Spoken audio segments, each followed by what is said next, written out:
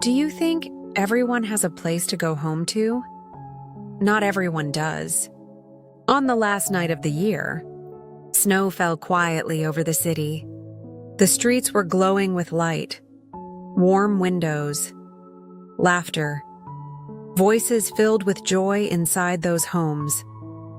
Families gathered together. They shared food. They shared warmth. They shared love. But outside, in the cold darkness, there was a little girl, barefoot, her feet red and frozen from the snow, her clothes thin, barely enough to protect her. In her hands, a small bundle of matches. She walked slowly through the streets. Matches. "Please, does anyone need matches?" But no one stopped. No one answered. No one even looked at her. To them, she was invisible. The snow fell harder. The wind grew colder. Her fingers trembled. So much she could barely hold the matches. She hadn't sold a single one, and she was afraid to go home.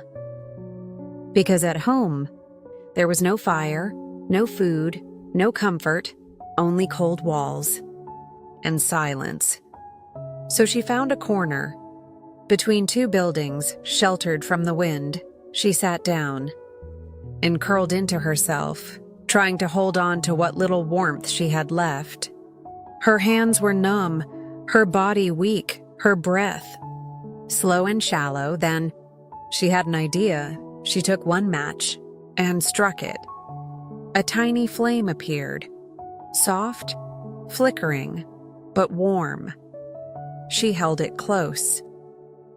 And suddenly, the cold began to fade. In that small light, she saw something, a stove, a warm, glowing stove, burning gently in front of her. She stretched her hands toward it, feeling the heat, feeling safe, feeling at home. Then, the flame went out and everything disappeared. The cold rushed back, sharper than before. She took another match and lit it. This time, she saw a table covered with food, a roasted goose, steaming, golden, as if it had just been prepared. The smell filled the air, warm, rich, inviting her closer.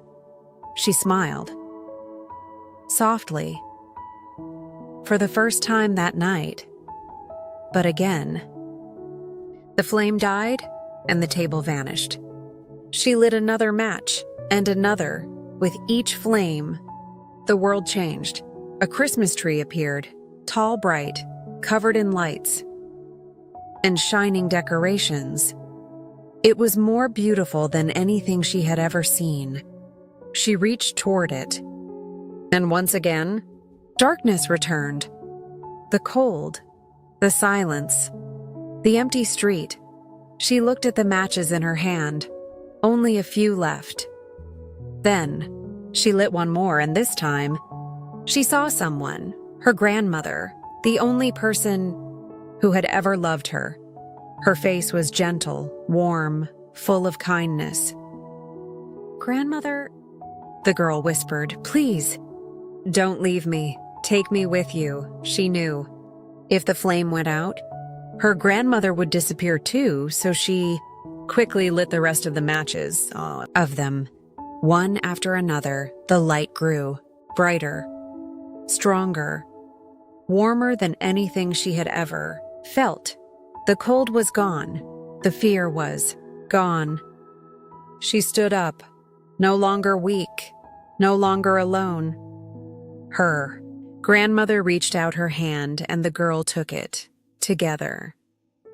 They stepped into the light, and slowly, they rose higher and higher, beyond the cold, beyond the night.